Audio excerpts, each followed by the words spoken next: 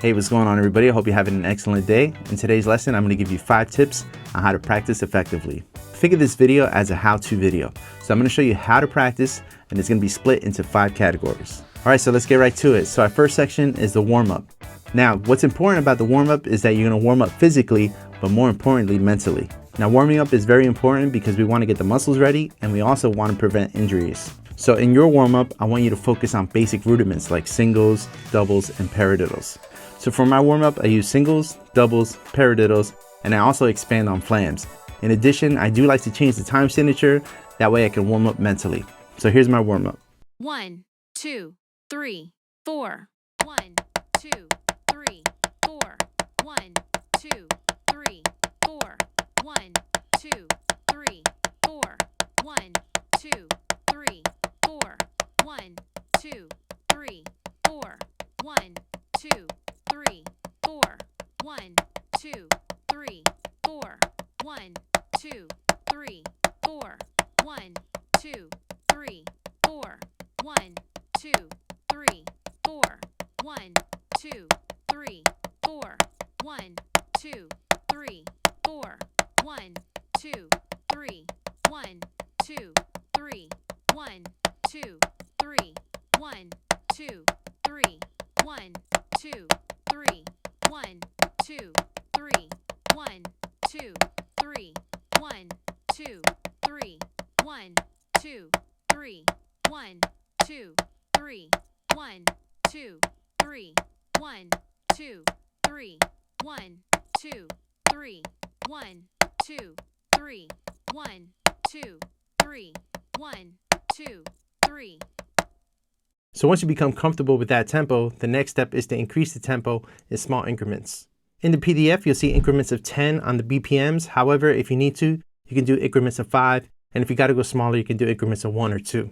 Once your heart rate goes up and once you start sweating, that's pretty much telling you that you're pretty much warmed up. So for now, this is going to be my goal tempo, which is 140. And this is the actual exercise when I'm fully warmed up. 1, 2, 3, 4.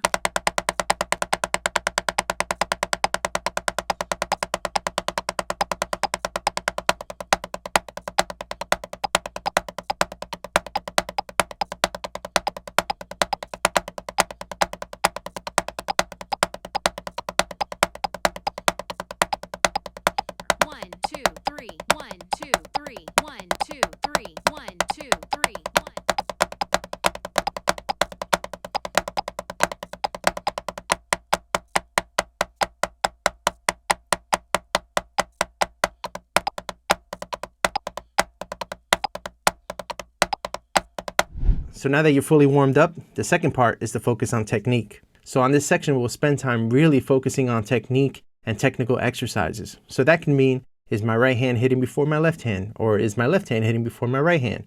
Is my left foot being raised? What is the motion for this right hand? What is the motion for this left hand? Etc., etc. So let me give you an example. Anytime I have something that's technically difficult, what I do is I break everything down by measures and give different combinations. So the first thing I do is I break down the first measure. 1 and a 2 and a 3 and a 4 and a 1. The second thing I do is I break down measure 2. 1 and a 2 and a 3 and a 4 and a 1. The next thing I do is I play measures 1 and 2 together. That way I know what the transitions are and to see if I have any hiccups in my playing.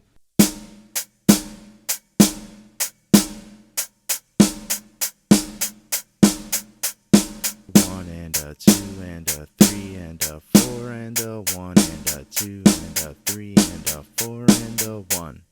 Once I have that down, the next step is to isolate measure 3. 1 and a 2 and a 3 and a 4 and a 1. So the next step is to combine measures 1 and 3. And this is important because eventually you'll have to transition from the third partial of the triplet to the first part of the triplet.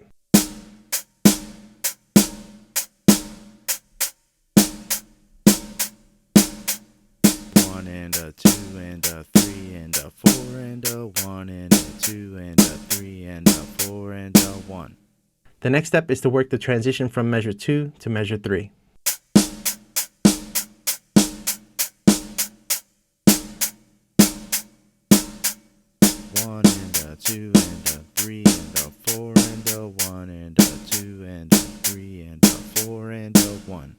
Now that we've gone through each and every fragment and each combination, now the next step is to combine the whole first line.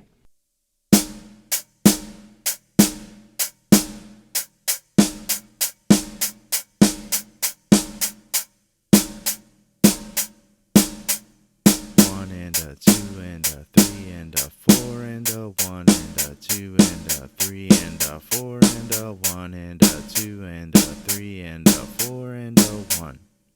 So the next part of the exercise is the same exact thing, except that we're cutting it in half. So now we'll just play 2 on the downbeat, 2 on the second partial, and then 2 on the third partial. And this is going to be an 18-8, but I just want you to think of it in 6, and you'll play it twice.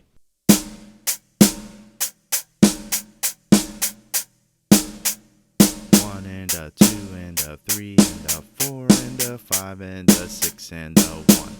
And again, before moving on to the third part, make sure you take the necessary steps to understand the coordination or the technical exercises that we've gone through. In the third line, we play the same exact thing, except that we're cutting it in half again, and now we're just playing 1 of each. So we'll play 1 on the downbeat, 1 on the second partial, 1 on the third partial, and we're in 9-8, or just think of it in 3.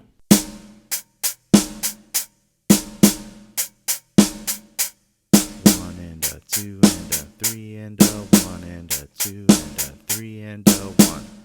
So once you have these 3 exercises ready to go individually, now you start combining it. So now you can do the first system with the second system, or you can do the second system with the third system. And if you have everything, then you just play the first, second, and third system. 1, 2, 3, 4. 1, 2, 3, 4. 1, 2, 3, 4. 1, 2, 3, 4. 1, 2, 3, 4. 1, 2, 3, 4. 1, 2, 3, 4. 1, 2, 3, 4. 5, 6. 1, 2, 3, 4. 5, 6. 1, 2, 3. 1, 2, 3. 1, 2, 3. 1, 2, 3. 1,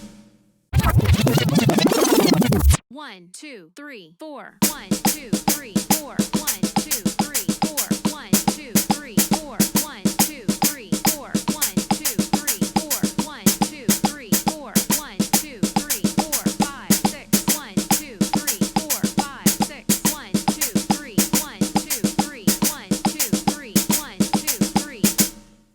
The next step is to apply this on the drum set. So now what we're going to do is we're going to put a shuffle on the right hand, 1, a 2, a 3, a 4, on beats 2 and 4. That's going to be our backbeat. We're going to play a snare drum, 1, 2, 3, 4, and then we'll play the same exercise, but the bass drum will be permutating or moving. Remember, if you're having any coordination issues, you have to go through the steps that we did in the first exercise.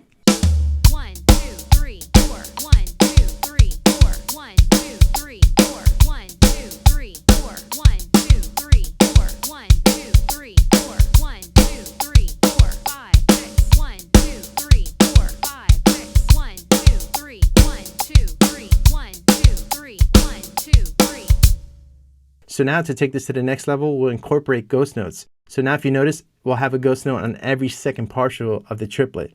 And we'll continue to have the backbeat on beats 2 and 4. So here are a couple exercises you should work on before tackling this whole exercise.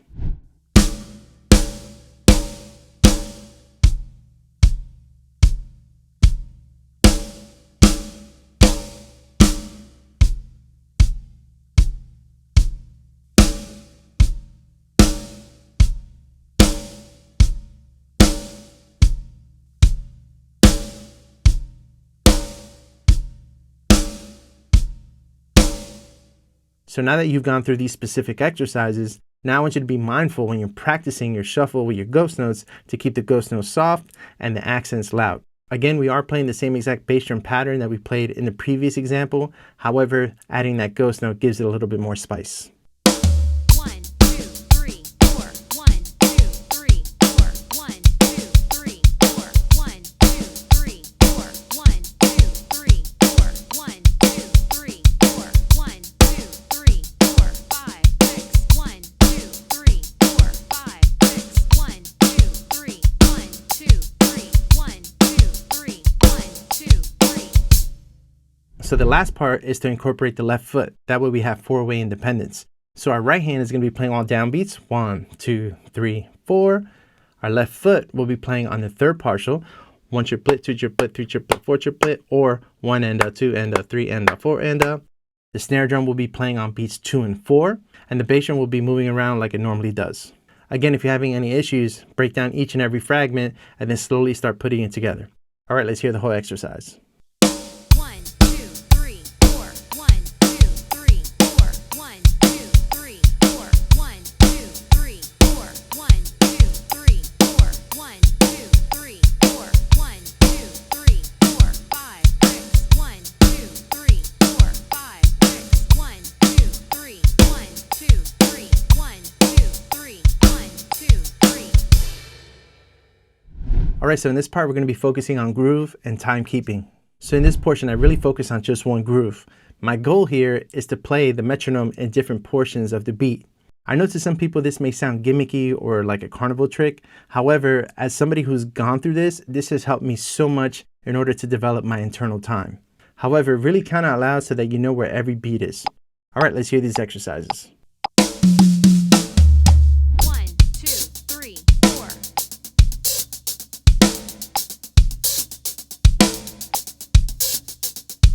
1, 2, 3, 4.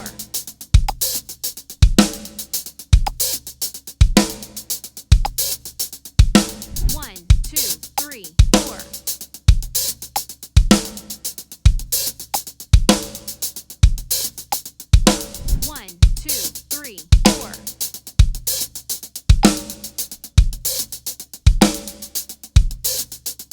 1, 2, 3,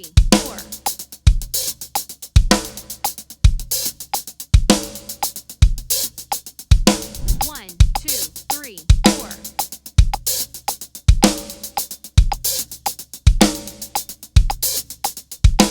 1, 2, 3, 4.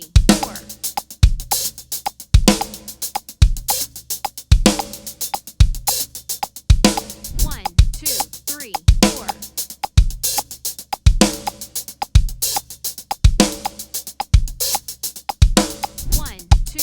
4.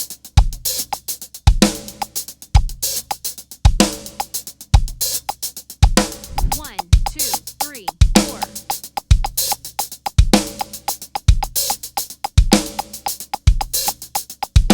1, 2, 3, 4. 1, 2, 3, 4.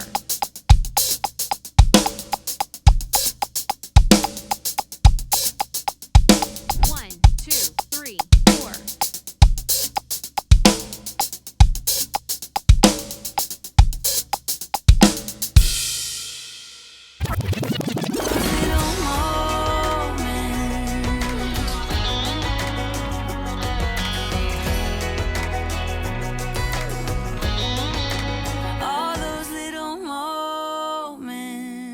All right, so the final step in this part is to play along with music.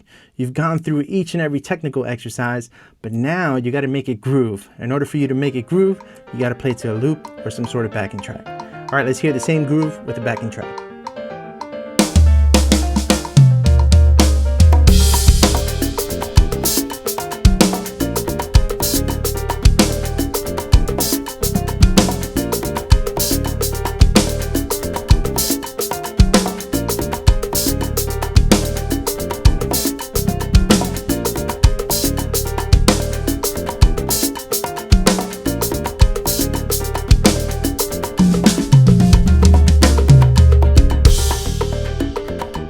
In this next section, you'll be focusing on drum fills and creativity. Now for the sake of this video, I only use one fill. However, you can use multiple fills during this time, and you can start exploring mixing and matching those fills. However, in my practice session, I really just focus on one idea. That way I can focus on the movements and different variations based off of that one idea. By doing it this way, this helps develop musicality and flow and improvisation. With that being said, I'm going to present a basic fill idea that's going to be split between the snare and the bass drum. Then after that, we'll accent the right hand, then we'll accent the left hand, and then we'll do different combinations of accents between both hands. And then after that, we'll move the right hand around, the left hand around, and then we'll move both of them, again improvising, just using the same pattern. And then finally, we'll have a musical application.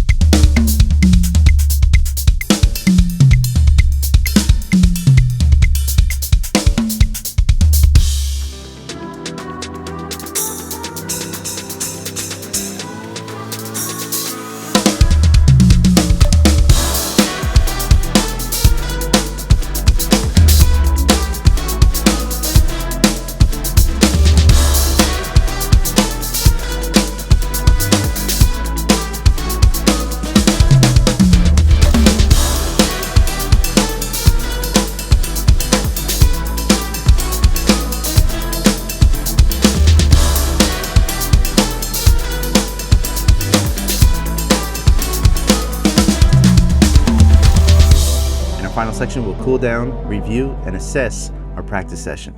At the end of every practice session, I like to play an exercise that will help me cool down, not only physically, but mentally. Use this time wisely to recheck your technique, your posture, your breathing, etc., etc. All right, so the whole goal right now is just to cool down, making sure that my strokes are even, making sure that they're consistent, but more importantly, just physically cooling down, but mentally still staying strong throughout this whole exercise. This exercise is called 8 to 1, where we start with 8 strokes and decline to eventually 1.